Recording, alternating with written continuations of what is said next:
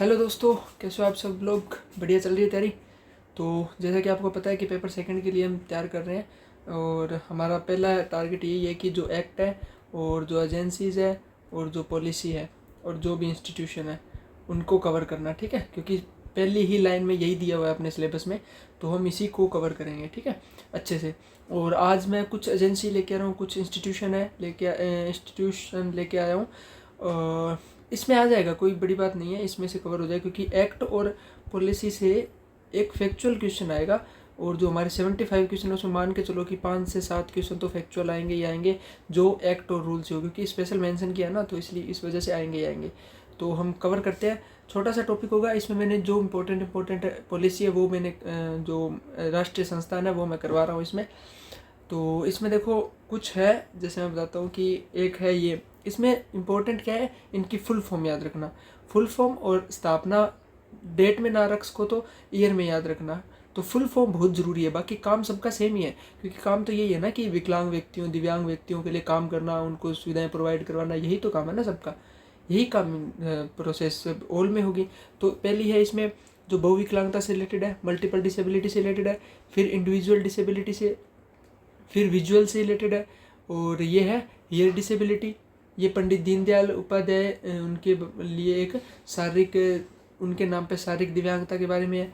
ये लोकोमोटर दिव्यांगता के बारे में है, और ये भारतीय संकेतक भाषा है, ठीक है। ये छोटी छोटी एजेंसीज है, इनका बस फुल फॉर्म याद रखना आप, और धीरे धीरे हम करते जाएंगे। और अलग से मैंने प्लेलिस्ट बना दी है एजेंसी और रूल की, एक्ट की भी, और जो करंट अफेयर के टॉपिक होंगे जो सिर्फ दिव्यांग व्यक्तियों के लिए होंगे वो मैं कवर करूँगा। बाकी ऑल करंट अफेयर आप कहीं से भी पढ़ो, कोई दिक्कत नहीं है, लेकिन जो दिव्यांग व्यक्तियों से रिलेटेड होगा वही करंट अफेयर मैं करवाऊँगा, ठीक है।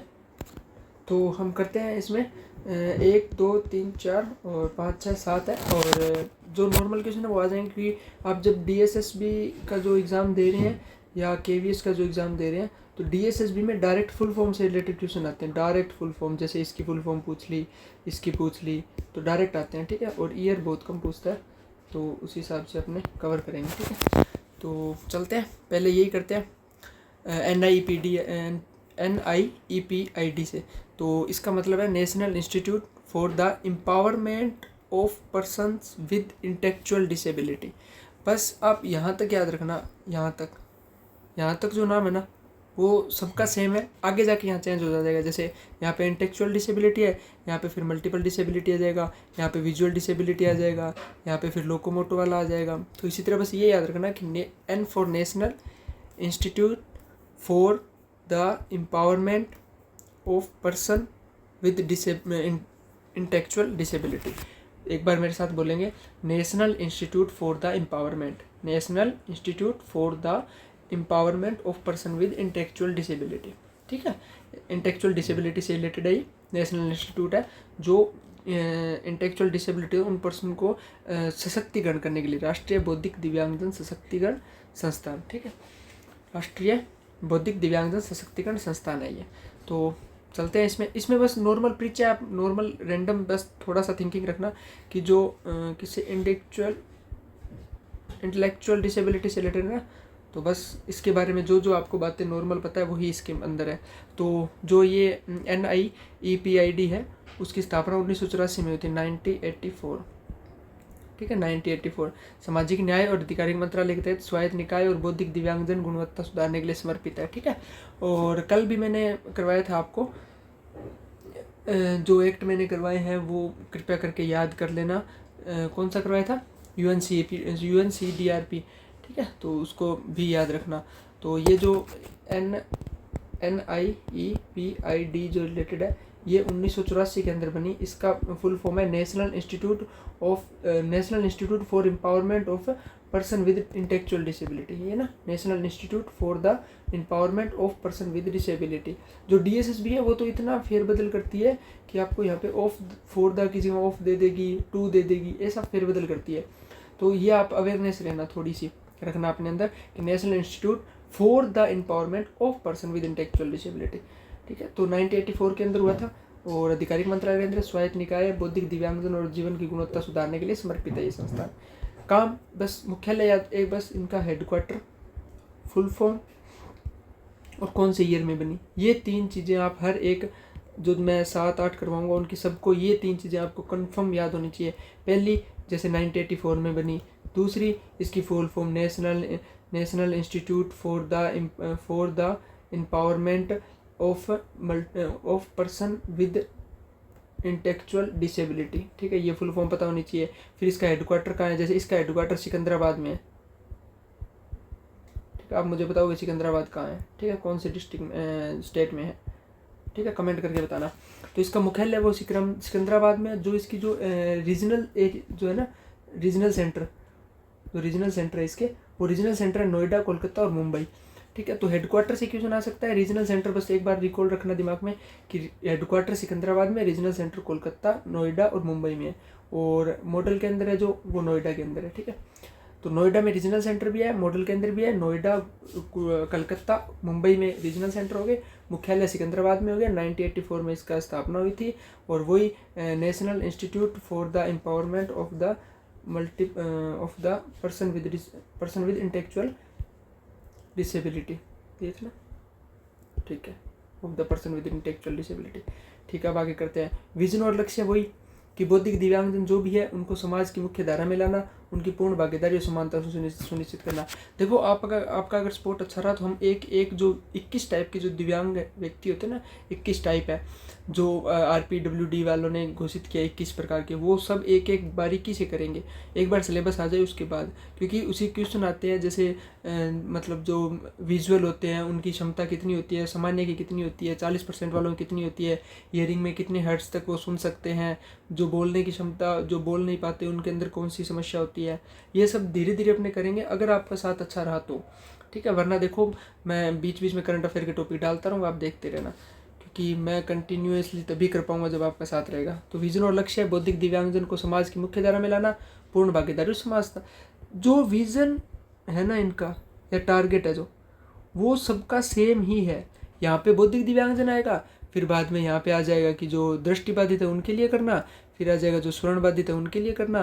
पर बदलेगा तो क्या, इसकी फुल फॉर्म बदलेगी, बदलेगा तो क्या, इसका ईयर बदलेगा, और बदलेगी तो क्या, उसका हेडक्वार्टर बदलेगा। बाकी सब कुछ सेम रहेगा। ठीक है, और हमें कहीं रिटर्न करना नहीं है, तो हमसे बार बार एक ही चीज़ तो पूछेंगे नहीं, तो हमें बस फैक्ट याद करो बस। उद्देश्य है मानव संसाधन विकास को बढ़ावा देना, बौद्धिक दिव्यांगजन रिसर्च एंड डेवलपमेंट R&D करना, और नमूने विकसित करना, जो समुदाय आधारित पुनर्वास होते हैं उनको संचालन करना, स्वैच्छिक संगठनों को परामर्श सेवाएं प्रदान करना। बस ये छोटे छोटे काम हैं इनके। फिर वही ये एजुकेशन के अंदर कौन कौन से इनके अंदर वो चीज़ें ये प्रोवाइड करवाते हैं पाठ्यक्रम में। जैसे प्रमाण पत्र और डिप्लोमा है, तो ID का डिप्लोमा हो गया, DVR का हो गया, DECSC का हो गया, और जो ग्रेजुएशन लेवल पे है तो B.Ed, जो हम B.Ed करते हैं, B.Ed स्पेशल एजुकेशन वाली, PGDI, और परास्नातक में M.Phil में M.Ed विशेष से होती है, M.Phil होती है। तो ऐसे कुछ कोर्सेज ये करवाते हैं। रिसर्च एंड डेवलपमेंट की नीति वही है, जीवन चक्र की आवश्यकता है, समग्र चिकित्सा हस्तक्षेप, सार्वजनिक नीति और समाज को सक्षम बनाना, जो भी इनको आवश्यकता है उसी के काम करना। तो अब मैंने यहाँ तक करवाया, तो आप ये मत भूल जाना कि NIEP इंटेलेक्चुअल डिसेबिलिटी। ठीक है, तो इसकी स्थापना 1984 में हुई थी। इसका हेडक्वार्टर सिकंदराबाद में है, इसके रीजनल सेंटर नोएडा, कोलकाता, मुंबई में है। ठीक है, और जो एक मॉडल केंद्र है वो नोएडा में। ये आप इसकी मत भूल जाना अब इसके बारे में। ठीक है, जैसे जैसे आगे चलते हैं मैं बार बार रिपीट करता रहूँगा, आपको याद रहे, क्योंकि वही इंपॉर्टेंट है।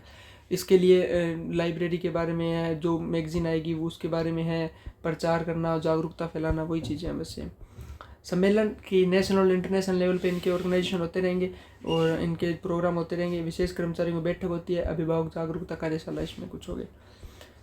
समुदाय पुनर्वास वही कि सेवाओं का संस्था की प्राथमिकता है, स्क्रीनिंग करेंगे, मूल्यांकन करेंगे, स्थानीय संस्थाओं के प्रशिक्षण पर जोर देंगे, ट्रेनिंग पे ज़्यादा जोर देंगे, लोगों को जागरूक करेंगे, बच्चों को जागरूक करेंगे, अपनी जो मांग है, अपने अधिकार है उनके लिए उनको प्रोत्साहित करेंगे। ठीक है, और ये छोड़ो, अब देखो ये आ गया national institute for the empowerment of person with visual disability. कुछ चेंज नहीं हुआ ना, बस यही तो बदला ना, VD, वहाँ पे ID था, यहाँ पे विजुअल डिसेबिलिटी। विजुअल डिसेबिलिटी मतलब दृष्टिबाधित, और बाकी सेम है, national institute for the empowerment of person with visual disability.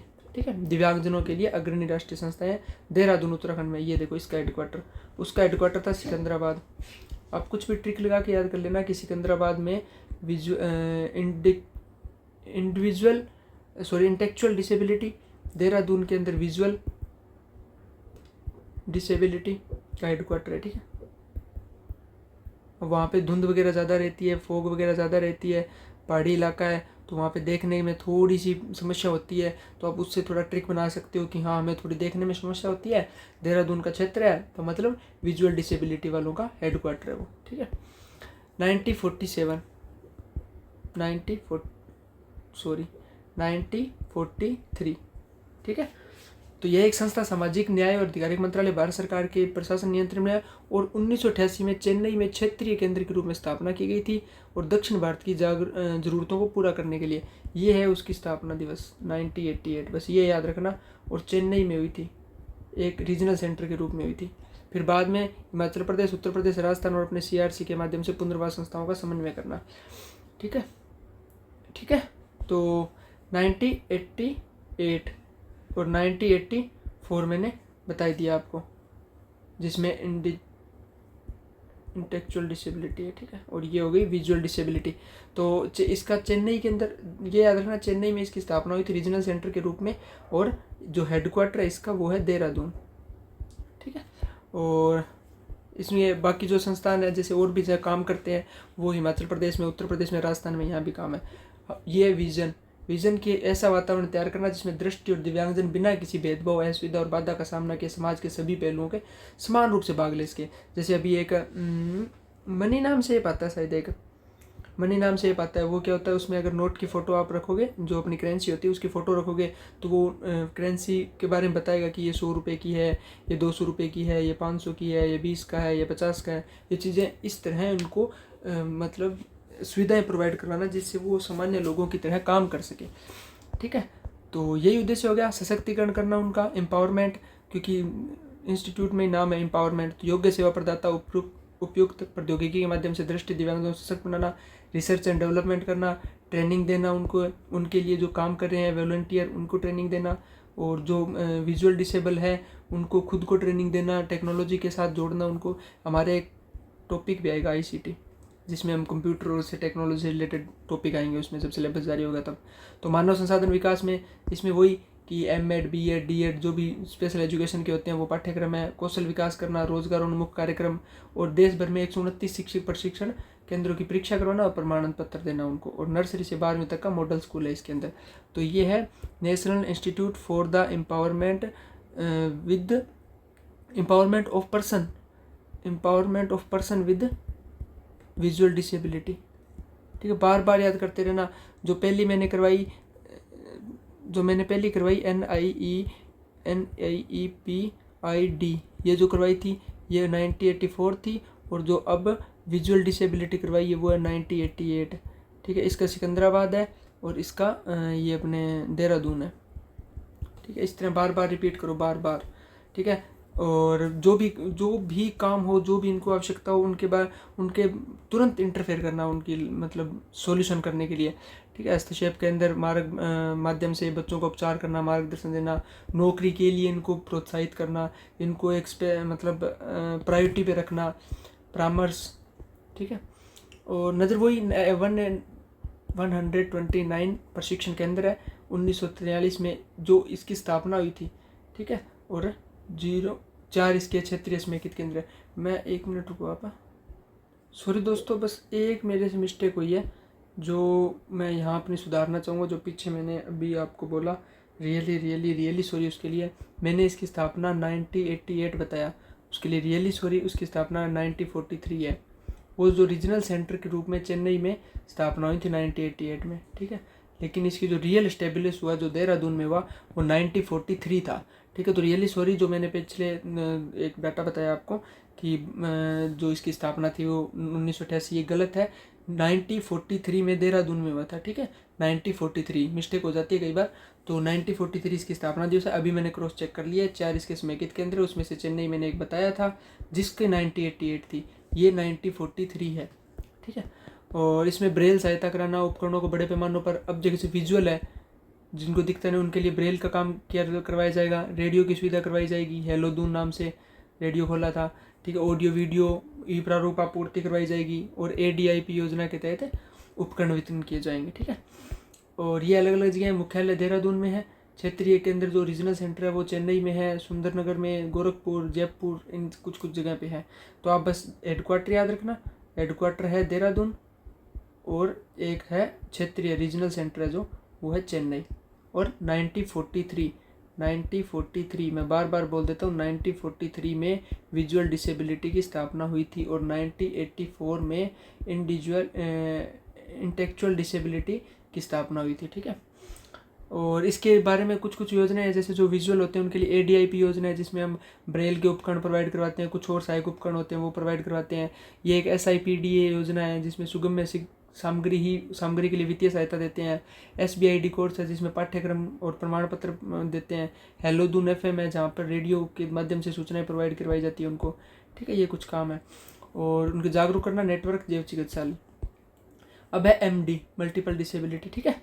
वो सेम है, national institute for the empowerment of person with multiple disability, ठीक है। स्थापना 2005 और हुई थी चेन्नई में, ये याद रखना। चेन्नई दोबारा आ गया, चेन्नई आपको इजी हो जाएगा।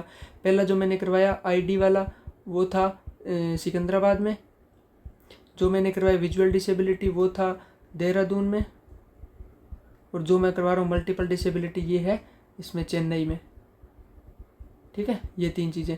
और इसकी स्थापना दिवस थी 1984, इसकी स्थापना दिवस थी 1943 और इसकी स्थापना दिवस थी 2005, ठीक है। तो ये याद रखना, जो मल्टीपल डिसेबल है उनकी स्थापना दिवस है 2005 और चेन्नई में हुआ है, ठीक है। चेन्नई के सेंट्रल स्टेशन से 35 किलोमीटर दूरी है, छोड़ो कोई दिक्कत नहीं है, बस इतना याद रखना। और यही है कि जो UN था उसने 1982 से लेकर 1992 तक विकलांग दशक घोषित, ये इंपॉर्टेंट है।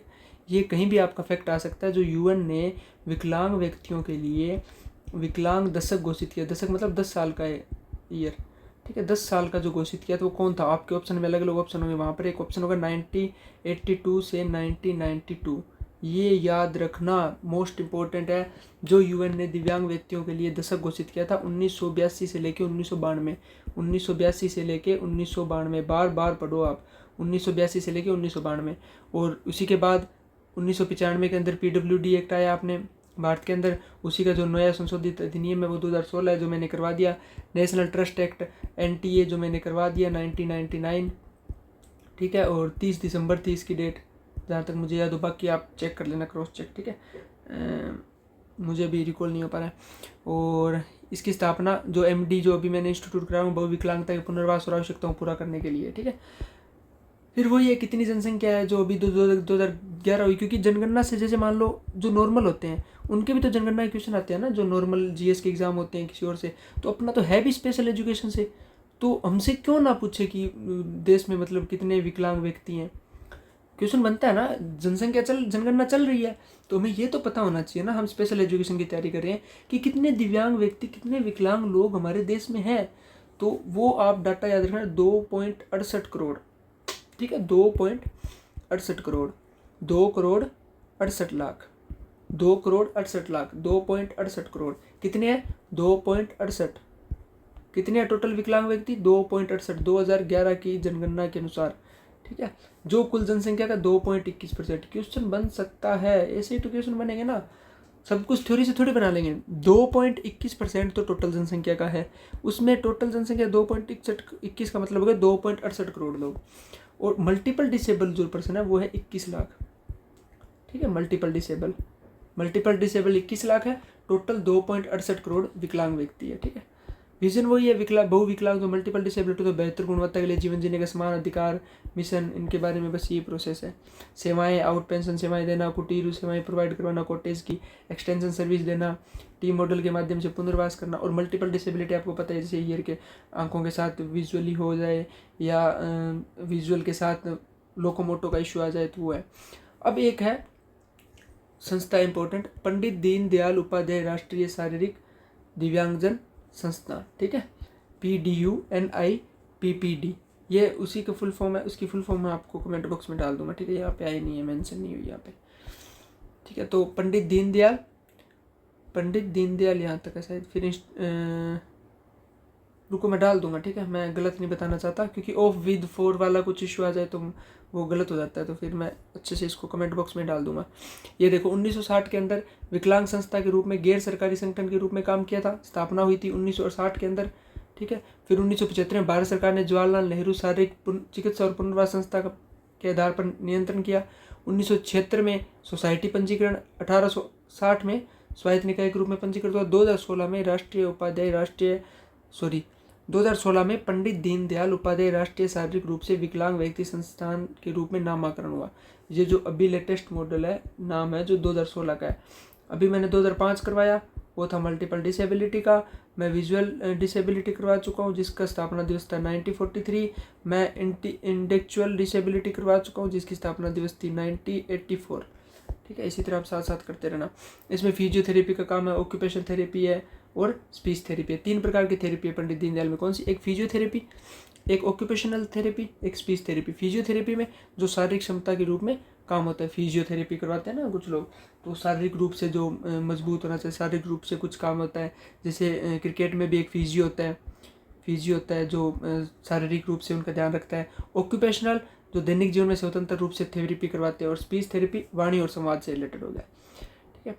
वही काम यही है कि संस्था के रूप में आधुनिक कार्यशाला है जिसमें आर्टिफिशियल कृत्रिम अंग है, सर्जिकल बूट्स है, अनुकूलित फर्नीचर, ये कुछ सुविधाएं हैं। ये हमसे नहीं पूछेगा। बस रीजनल सेंटर लखनऊ, श्रीनगर, जयपुर, जम्मू, वाराणसी, ठीक है। लखनऊ, श्रीनगर, जयपुर, जम्मू, वाराणसी। अब आ गया अगला, इसकी फुल फॉर्म DSSB में पूछी है। मुंबई में स्थापना हुई थी 1984-7। आप 9 अगस्त याद रखो ना रखो, पर 1983 याद रखना। अब 1983 याद हो ना, तो आप 1984 भी याद कर लेना, जो इंटेलेक्चुअल डिसेबिलिटी था। और इसकी फुल फॉर्म यही है, अली यावर। अरे यार, इसकी भी नहीं डाली क्या, 1 मिनट रुको आप, ये लो, ये इसकी फुल फॉर्म में डाल दी मैंने, अली यावर जंग national institute of speech and hearing disability दिव्यांगजन, ठीक है। ये इसकी फुल फॉर्म है। याद करना आप कि अली यावर, ये AYJN दिखते ही तो आपको कंफर्म हो जाएगा कि जो हमने एक अलग सी संस्था है वो है अली यावर जंग। फिर national institute of speech and hearing disability दिव्यांगजन, इजी है। और हुआ था, इसका स्थापना हुई थी 1983, ठीक है, 1983। अब चलते हैं, तो एक प्रमुख स्वायत्त संस्थान है और मुंबई में हुई थी, बस ये याद रखना, हेडक्वार्टर इसका मुंबई में, और 1983 में हुई थी। लास्ट में मैं आपको अच्छे से रिकॉल करवा दूंगा देख के, ठीक है, बिना देखे तो खुद को ही नहीं आता मेरे को। और शिक्षा और कोर्स वो UG PG BEd NIOS के नाम से मुक्त शिक्षा भी करवाते हैं ओपन यूनिवर्सिटी के, ओपन एजुकेशन के तहत। विशेष शिक्षा, दिव्यांगता प्रमाण पत्र, टेस्ट ऑफ स्कूल, ऐसे कुछ काम है, सेम ही काम है, सबके सेम काम है। अब ये देखना, national institute of locomotor disability, ये बहुत ईजी है, national institute for locomotor disability, national institute for locomotor disability, LD है ना, locomotor disability, national institute for locomotor disability, Kolkata में है, ठीक है। तो चलते हैं, और 1978, इससे पीछे मैंने करवाया 1983 अली यावर वाला, उसके पहले करवाया मैंने 2005, ठीक है, जिसमें था विजुअल डिसेबिलिटी, मल्टीपल डिसेबिलिटी। फिर उससे पहले करवाया 1993 जो था विजुअल डिसेबिलिटी। फिर उससे पहले करवाया था 1984 जो था इंटेलेक्चुअल डिसेबिलिटी, ठीक है। ये चीज़ें थी, आगे अपने और रिकॉल करेंगे। तो national institute for locomotor disability 1978 और कोलकाता में। मानव संसाधन विकास अनुसंधान सेवाएं, ये काम है इसके, ठीक है। तो पुनर्वास सेवाएं हैं, सर्जरी उपकरण, कृत्रिम अंग प्रोवाइड करना, क्योंकि लोकोमोटर है ना, तो मतलब फिजिकली रूप से डिसेबल है, पैरों में हो गया, हाथ में हो गया, ऐसे कुछ, ये कुछ उपकरण है जो प्रोवाइड करवाते हैं, ये इनके माध्यम से उनको थोड़ा सशक्त बनाना, ये काम हो गया। और रिसर्च एंड डेवलपमेंट काम होना, ये नॉर्मल सेम ही है सबका। फिर आता है एक ये जो सांकेतिक भाषा से रिलेटेड है, इसका भी फुल फॉर्म नहीं डाला गया यार, इसका भी मैं आपको डाल दूंगा, मतलब मैं एक काम करूँगा, इस PPT में डाल दूंगा, तो आप थोड़ा याद कर लेना कि भारतीय सांकेतिक भाषा अनुसंधान और प्रशिक्षण केंद्र, ठीक है, यहाँ से है learning and language research training centre, ठीक है, साइन मतलब साइन लैंग्वेज, सांकेतिक भाषा sign language research training centre. हाँ तो अभी मैं बता देता हूँ इसकी क्या फुल फॉर्म है। मैंने देखी है अभी कि द इंडियन साइन, साइन मतलब language, sign language, sign language research and training centre, ये है इसकी फुल फॉर्म। ठीक है, वो मैं पीपीटी में इसका डाल दूंगा, लेकिन आप याद रखना Indian sign language research and training centre. ठीक है, समावेशी भारत की और अग्रसर मंत्रालय सेम ही है सबका। और 2015 में इसकी स्थापना हुई थी 28 सितंबर 2015 को। ठीक है, और दिल्ली में हुई है, नई दिल्ली में, ये तो संसद है। ठीक है, नई दिल्ली में हुई है इसकी स्थापना। तो इसमें वही साइन लैंग्वेज मतलब जो सुन नहीं सकते उनके लिए काम होगा। तो बस बात ये साइन लैंग्वेज है, ये जैसे समझा रहे हैं। ठीक है, 10,500 से अधिक शब्द संग्रह है। मोबाइल ऐप साइन लर्निंग नाम से मोबाइल ऐप है, यही काम है बस इनका। दुभाषीय प्रशिक्षण कोर्स हो गया, सरकार प्रशिक्षण हो गया। एनसीईआरटी के अंदर भी कुछ 1 से 5 लेके एनसीईआरटी पाठ्यपुस्तकों में भी जो इंडियन साइन लैंग्वेज है उसका अनुवाद किया गया है। विशेष आवश्यकता वालों को समान शैक्षणिक अवसर प्रदान होना चाहिए, ये कुछ चीज़ें थी। अब देखो मैंने अब आपको रुको, अपने जो पहले पेज था ना उसमें सब चीज़ें मेंशन थी, वहाँ पे आपको एक एक करके कवर करते हैं। ठीक है, अब देखो यहाँ से कवर करेंगे, आप मुझे बताते जाना, मैं कहीं भी गलत हूँ तो कृपया करके सुधारना, कई बार हो जाती है गलती, और गलत होगा तो मैं देख के बता दूंगा, ऐसा कुछ नहीं है। यहाँ पे बड़ा बड़ा तो दिया हुआ है MD, मल्टीपल डिसेबल की स्थापना 2005 में हुई थी। कहाँ हुई थी? देरका है, चेन्नई में हुई थी, 2005 चेन्नई में। को साफ साफ लिखते हैं एक बार। ठीक है, इसकी स्थापना, क्या हो गया, एक मिनट रुको। ठीक है, इसकी स्थापना 2005 में, ये भी बड़ा है, 2005 चेन्नई में। ठीक है, अब मुझे बता दो ID की, इंडिविजुअल इंटेलेक्चुअल डिसेबिलिटी वाला, उसकी स्थापना हुई थी 1984 के अंदर। कहाँ हुई थी? सिकंदराबाद यहाँ पे दिया हुआ है। रीजनल सेंटर देख लेना आप। VD विजुअल डिसेबिलिटी मैंने बताया था देहरादून, जहाँ कम दिखाई देता है थोड़ा, लेकिन विजुअल डिसेबिलिटी स्थापना हुई थी 1943। ठीक है, कहाँ हुई थी? देहरादून में। ठीक है, और जो अली यावर जंग national institute speech and hearing disability वाला है, स्वर्णबाधित है, मुंबई के अंदर हुआ था। इसकी स्थापना हुई थी 2000, कब हुई थी? 1983 I think, I will check bro, 1 minute. जैसा कि मैं देख पा रहा हूँ, आई थिंक सही होगा, पंडित दीनदयाल। ठीक है, 1983, बहुत बढ़िया, सही है। ठीक है, 1983 में इसकी स्थापना होगी। फिर पंडित दीनदयाल उपाध्याय वाला, इसकी स्थापना जो 2016 में इसका नाम बदल के ये किया था। ठीक है, और दिल्ली में है। लोकोमोटर डिसेबिलिटी, ये आपको बताया 2000, ये एक मिनट, ये था 2015 दिल्ली में। ठीक है, अब आपको लोकोमोटर डिसेबिलिटी बतानी है। लोकोमोटर डिसेबिलिटी आप रिकॉल करके देख सकते हो, लेकिन मैं चाहता हूँ देख के ही बता दूँ। कोलकाता लोकोमोटर डिसेबिलिटी, कौन सी डेट रह गई? कोई डेट रही है क्या ऐसी कुछ जो हम याद नहीं कर पा रहे हैं? सॉरी दोस्तों, मैंने इतना याद करवाया लेकिन मैं खुद भूल रहा हूँ इसके लिए। 1978, ठीक है, मुझे 74 में कन्फ्यूज़न था, लेकिन 1978, तो अब अपनी कंप्लीट हो गई 1978। अब आप इससे कभी क्वेश्चन गलत नहीं करोगे कि जो मल्टीपल डिसेबिलिटी है 2005 चेन्नई में, इंडिविजुअल डिसेबिलिटी 1984 के अंदर सिकंदराबाद में, विजुअल डिसेबिलिटी है वो देहरादून 1943 के अंदर, स्वर्णबाधित अली यावर जंग वाला है वो 1983 के अंदर है मुंबई में, शारीरिक दिव्यांगता जो पंडित दीनदयाल वाला है वो दिल्ली के अंदर 2016 में नाम चेंज हुआ था, लोकोमोटर डिसेबिलिटी 1978 और कोलकाता में, और जो सांकेतिक भाषा से रिलेटेड है वो दिल्ली के अंदर 2015 में। ठीक है, ये कुछ इंस्टीट्यूट थे जो डिसेबल पर्सनों के लिए काम करते हैं, तो इनकी फुल फॉर्म आ सकती है और स्थापना भी आ सकती है, स्टेबल डेट भी आ सकती है। तो कृपया करके इस पर थोड़ा ध्यान दें, बाकी बढ़िया चल रहा है। और एडिटिंग वेडिटिंग मुझसे ज़्यादा होती नहीं है, मैं सीधी पीपीटी लेके आता हूँ और पीपीटी आपको प्रोवाइड करवा देता हूँ। और पीपीटी मैं कुछ दिनों से इसलिए प्रोवाइड नहीं कर पा रहा हूँ क्योंकि आप क्लास नहीं देख रहे हो, आप सिर्फ पीपीटी कलेक्ट कर रहे हो, आप सोच रहे हो उस पीपीटी से लास्ट में पढ़ लेंगे। भाई नहीं पढ़ा जाएगा लास्ट में, आप साथ साथ करते रहो। अब मैंने 9 से 10 क्लासें करवा दी, इसमें एक्ट भी बड़े मोस्ट इंपॉर्टेंट आ गए, एजेंसी भी मैंने कवर करा लिया आज। तो काम करते रहो साथ में, लास्ट में बहुत ज़्यादा होगा, एक साथ नहीं हो पाएगा, तो साथ साथ करते रहो। मैंने अलग अलग प्लेलिस्ट बना दिया, टेलीग्राम चैनल है अपना, टेलीग्राम आप जब सर्च करोगे स्पेशल एजुकेशन